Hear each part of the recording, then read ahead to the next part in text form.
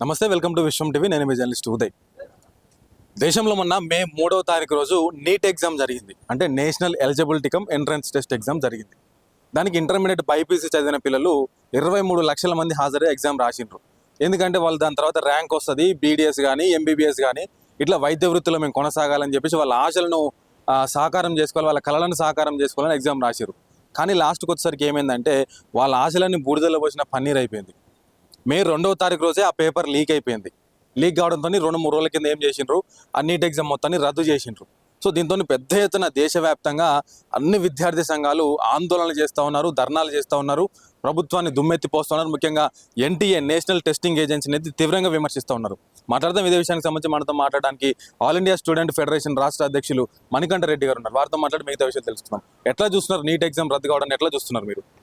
ఇలా భారతదేశంలో మెడికల్ విద్యలో ప్రవేశం కోసం, ఇలా వైద్య వృత్తిలో ప్రవేశం కోసం, ఇలా మెడికల్ కళాశాలలో చదవడం కోసం దేశంలో నీట్ పరీక్షను నేషనల్ టెస్టింగ్ ఏజెన్సీ వాళ్ళు నిర్వహిస్తూ ఉంటారు. ఇలా ఒక స్వయం ప్రతిపత్తి గల ఈ సంస్థ కేంద్ర ప్రభుత్వం అనుసంధానంలో ఈ యొక్క సంస్థ నీట్ పరీక్షను నిర్వహిస్తూ ఉంటుంది. ఈ నీట్ పరీక్షను నిర్వహించాడు ఎన్టీఏ వారు గతంలో 2024లో కూడా ఒకే సెంటర్లో ఒకే క్లాస్ రూమ్లో జరిగిన విద్యార్థులకు కూడా ఒకే ర్యాంక్ వచ్చింది. అప్పుడే నీట్ పరీక్షలో అవకతవకలు జరిగి నీట్ పరీక్ష ఫలితాల్లో అవకతవకలు జరిగాయని చెప్పి దేశంలో మళ్ళీ పరీక్ష నిర్వహించారు. ఒక తప్పు జరిగినప్పుడు దాన్ని సరిదిద్దుకొని మళ్ళీ పరీక్షను సమర్థవంతంగా నిర్వహించాల్సిన బాధ్యత ఎన్టీఏ వారిది.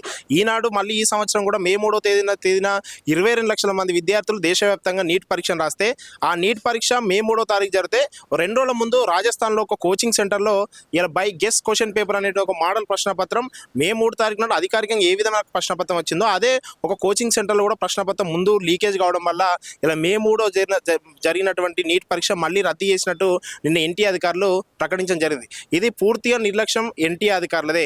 ఇలా సమర్థవంతంగా దేశంలో లక్షలాది మంది విద్యార్థుల భవిష్యత్తు సంబంధించి ఇలా నీట్ పరీక్షకు కొంతమంది విద్యార్థులు అయితే దాదాపు 2-3 సంవత్సరాల విద్యా సంవత్సరాల నుంచి నీట్ పరీక్షలో మంచి మార్కులు తెచ్చుకోవాలి, మంచి ర్యాంకులు తెచ్చుకొని ఇలా వైద్య వృత్తిలో మేము కోరుకున్న లక్ష్యాన్ని చేరుకోవాలనే ఉద్దేశంతో నీట్ పరీక్ష ప్రిపేర్ అయ్యి సన్నద్ధమై రాస్తే ఇలా పేపర్ లీకేజ్ అయింది.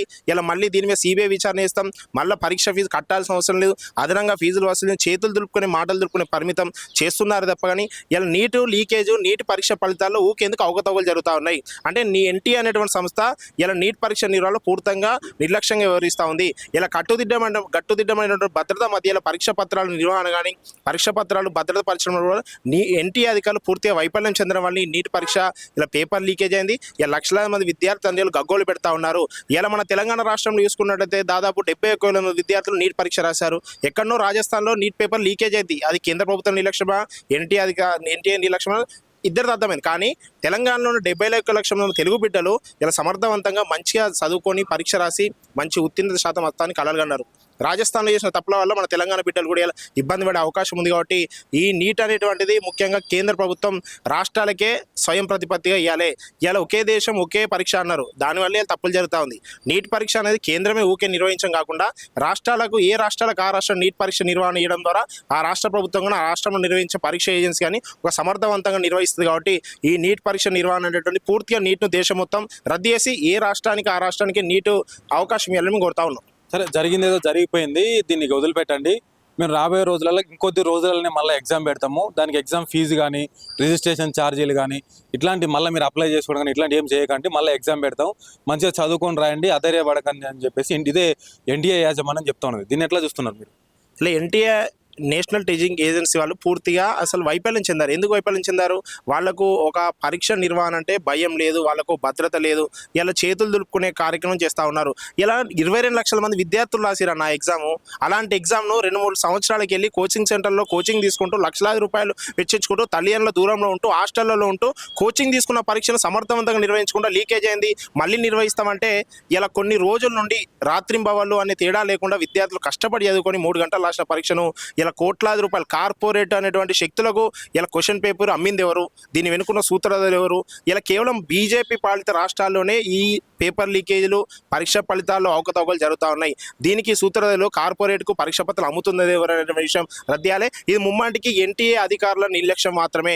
ఎన్టీఏ సంస్థను రద్దు చేసి దేశం మొత్తంలో నీట్ పరీక్ష నిర్వహణ అంటే ఏ రాష్ట్రాలకు ఆ రాష్ట్రాలు స్వయం ప్రతిపత్తిస్తేనే ఇలా నీట్ అనేటువంటిది సమర్థవంతంగా జరిగి ఇప్పటికే 2 సార్లు ఎన్టీఏ అధికారుల వల్ల ఒకసారి పరీక్ష ఫలితాలు తప్పులు జరిగినాయి, ఇలా పేపర్ లీకేజ్ అయింది. మళ్ళీ 3వ సారి తప్పు జరగకుండా ఉండాలంటే ఇలా ఎన్టీఏ సంస్థను రద్దు చేసి ఏ రాష్ట్రానికి ఆ రాష్ట్రానికి అవకాశం ఇవ్వాలి. ఇలా పరీక్ష పేపర్లు మేము మళ్ళీ ఫీజు తీసుకోమంటే ఇలా ఫీజుల కోసం పైసల కోసం తల్లిదండ్రులు ఇబ్బంది పడతలేరు. ఇలా గడిచిన సమయం ఎట్లా, గడిచిన పరీక్ష మళ్ళీ ఆ విధంగా రాయగలుగుతామా అనేటువంటి బాధ విద్యార్థుల వాళ్ళ తల్లిదండ్రులు కాబట్టి ఆ యొక్క బాధను తీర్చలేదు. ఎన్టీఏ అధికారులు మళ్ళీ పరీక్ష పెట్టినా పైసలు తీసుకున్నా ఆ బాధ తీర్చలేరు కాబట్టి ఎన్టీఏ సంస్థను రద్దు చేసి కేంద్ర ప్రభుత్వం దీని మీద సుప్రీంకోర్టు జడ్జి మీద విచారణ జరిపించాలి. బట్ ఫైనల్గా ఇప్పుడు నీట్ ఎగ్జామ్ సంబంధించి ఒక అర మార్కు తేడా వచ్చినా కూడా కొన్ని వందల్లో వేలల్లో అవసరమైతే లక్షల్లో కూడా ర్యాంకు తేడా వస్తుంది.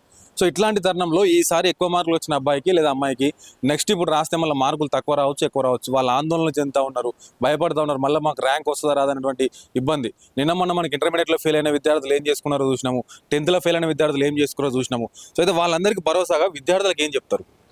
ఇలా విద్యార్థులందరూ కూడా మనోధైర్యాన్ని ఆత్మస్థైర్యాన్ని కోల్పోవద్దు. ఇది ఒక నేషనల్ టెస్టింగ్ ఏజెన్సీ అనే సంస్థ చేసిన తప్పుల వల్ల ఇలా విద్యార్థులకు అంత బాధపడుతుంది. దీనికి మేము కూడా విద్యార్థులకు బాధపడుతూ మేము విద్యార్థులకు అండగా ఉంటాం. దీనికి ముమ్మాటికి బాధ్యులైనటువంటి ఎన్టీఏ సంస్థ రద్దు చేయాలి. మేము అదే అంటున్నాం.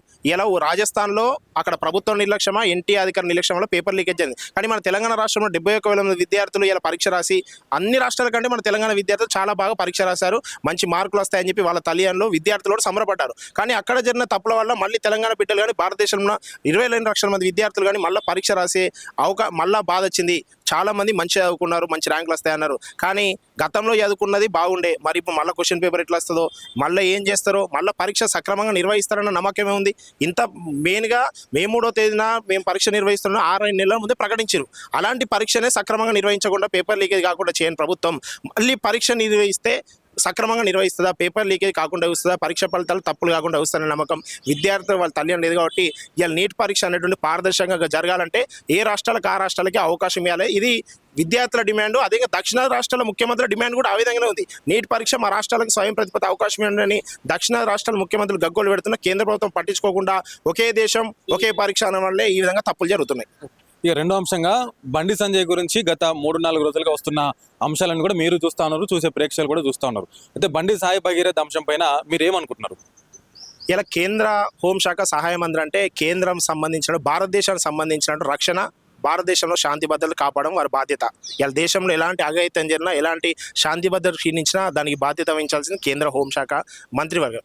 అలాంటి కేంద్ర హోంశాఖ సహాయ మంత్రి తెలంగాణ నుండి వారి కుమారుడు మైనర్ బాలిక 17 ఏళ్ల మైనర్ బాలికపై లైంగిక దాడి చేసినట్లు ఆరోపణలు వచ్చి పోలీస్ స్టేషన్లో కేసు ఫిర్యాదు అయినప్పటికీ కూడా ఇప్పటివరకు కూడా పోలీసు అరెస్ట్ చేయకుండా ఇలా కేంద్ర హోంశాఖ మంత్రికి వత్తాసు పలకడం.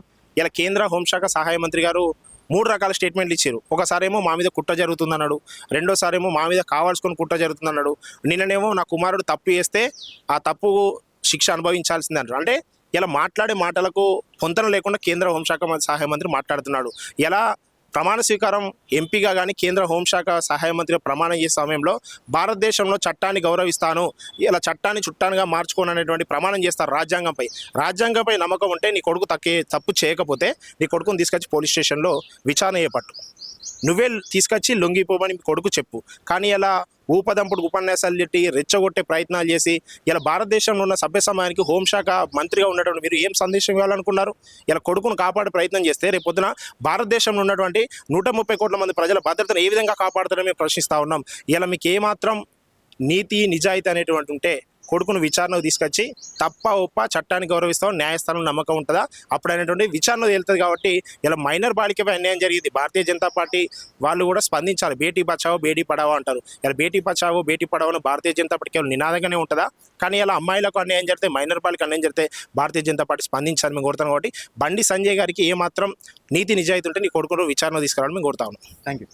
సో నీట్ ఎగ్జామ్ పట్ల ఎన్టీఏ పూర్తిగా విఫలమైంది. నేషనల్ టెస్టింగ్ ఏజెన్సీ ఎగ్జాములు పెట్టడంలో విఫలమవుతున్నది. కాబట్టి ఇది ఒకసారి కాదు, గతంలో కూడా ఇట్లా జరిగింది. కాబట్టి ఈ నీట్ ఎగ్జామ్ ఏదైతే ఉన్నదో రాష్ట్రాలకు మీరు అధికారాన్ని ఇవ్వండి, రాష్ట్రాలు నిర్వహించుకునేటువంటి వెసులుబాటును కల్పించండి అని చెప్పేసి కోరుతూ ఇవాళ విద్యార్థులు ఎవరు కూడా మీరు అధైర్యపడకండి, ఖచ్చితంగా దీని మీద ప్రశ్నిస్తాము అని చెప్పేసి ఇవాళ వాళ్ళకి ధైర్యం కూడా చెప్తూనే బండి సంజయ్ అంశంలో, బండి సాయి భగీరథ్ అంశంలో మైనర్ బాలిక మీద అత్యాచారం చేసింది కాక ఇంకా మళ్ళీ పైనంగా ఊకదంపుడు ఉపన్యాసాలు ఇస్తూ ఇవాళ ప్రజలందరూ కూడా మభ్యపెట్టే ప్రయత్నం చేస్తూ ఉన్నారు. మీకు దమ్ముంటే మీరు నిజాయితీ గల వ్యక్తి అయితే కనుక నీ కొడుకుని తీసుకొని పోలీస్ స్టేషన్కి రా, పోలీస్ స్టేషన్లో విచారణకు తీసుకురా అని చెప్పేసి వాళ్ళ బండి సంజయ్ గురించి కూడా మాట్లాడుతూ ఉన్నటువంటి పరిస్థితి. ఇలాంటి మరిన్ని వీడియోస్ కోసం మన ఛానల్ చూస్తున్నాండి. కెమెరామ్యాన్ ప్రవీణ్తో ఉదయ్ విశ్వం టీవీ, సిపిఐ ఆఫీస్, హైదరాబాద్.